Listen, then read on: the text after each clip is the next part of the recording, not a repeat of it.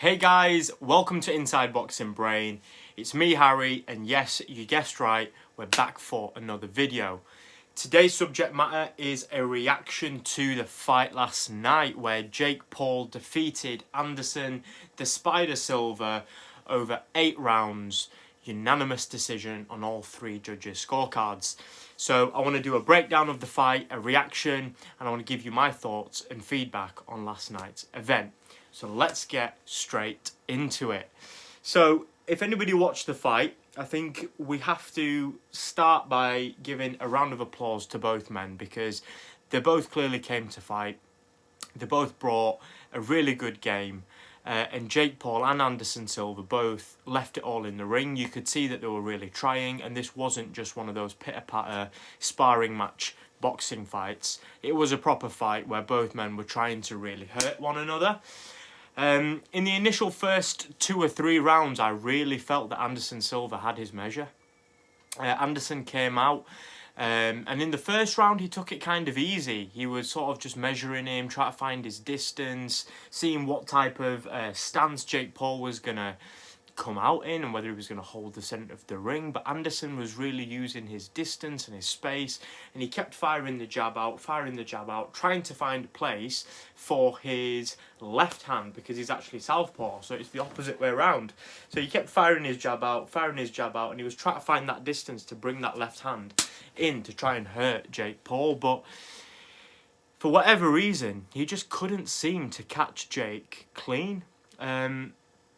Anderson looked slightly slow in terms of his hand speed, but I don't really want to come across like I'm trying to pick apart any of their game because Anderson's a legend and Anderson knows how to fight. I think what we need to do in this situation is really give Jake Paul some credit and maybe some props for actually being able to perform and handle himself in a ring with a proper combat athlete, a proper fighting man. Jake Paul's hand-eye coordination is great. It's honestly really good. It's up there with the professional boxing level of hand-eye coordination. He brings his hands back to their set positions every time. And I think this is one of the reasons why Jake Paul doesn't seem to get caught with flush punches. And in this fight, I was hoping that Jake Paul would get tested and he would get caught. And to be honest, he did. Anderson caught him with some big, powerful punches. And the way Anderson throws his punches, he actually puts his entire body weight behind it. So he pushes his body through a punch. And that can cause a lot of damage. Jake Paul managed to take all the punches. He was catching a lot of them on his gloves and his guard. But a few of them were coming through and catching him, and it was the uppercut that was doing a lot of damage on Jake. Every time they got close, you could see that Jake was trying to pull Anderson close to try fight on the inside, and Anderson would sort of lean back, so he'd push his body back to try and find space to bring that uppercut through, and boom, he was catching him every time with the uppercut. So I think Jake Paul's key strengths were the fact that he managed to maintain his stamina throughout the 8 rounds. He didn't look like fatigue had set in, and in his last fight against Tyrone Woodley, one thing that I was concerned about was Jake Paul's stamina.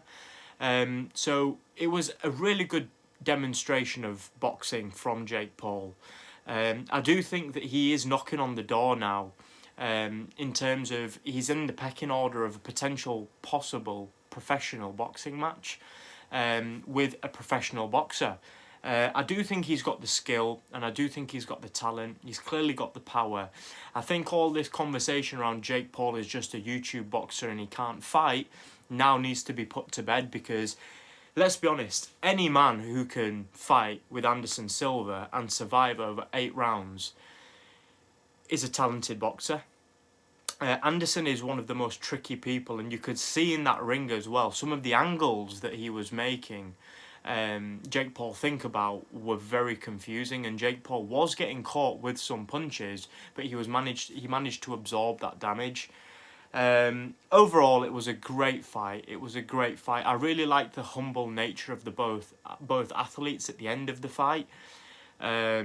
And I think that really goes to show that there was real respect there. And they truly did have a war in the ring. In the post-press conference, one of the journalists asks Anderson Silva, so would you be interested in the rematch? And he gave such a sincere, genuine answer, and he said that, look, we need to let Jake Paul celebrate his victory. We can't undermine his victory by talking about a rematch at this point. Whatever's going to happen will happen, and it's meant to happen, but he's not going to start prophesying a potential rematch. He was happy with Jake Paul's victory, and he was disappointed with his performance, and he didn't stick to the game plan. I think it goes to show that irrespective of how talented you are as a combat athlete, Father Time will always catch up to you. And you could tell that Anderson just didn't have that snap in his punches anymore. And he was never necessarily a major punching knockout artist. Yes, his power usually came from his kicks, but in terms of a puncher, he was never really that one-punch knockout artist. So it opens up the door now for Jake Paul to start calling out some more prolific or known punchers. I still don't see him being able to compete with Canelo Alvarez. Do drop me a comment below if you think he can. And I think the Nate Diaz fight is potentially an interesting fight for him to get involved in as well. But, you know, Nate Diaz is notoriously a very dangerous and hard puncher. Oh, guys, don't forget to subscribe to my channel. Like this video and drop me a comment below as well if you've got any thoughts or ideas on anything we've discussed today. All in all, it's been a great weekend of boxing. We had the Katie Taylor card as well yesterday, and there were some brilliant fights on that.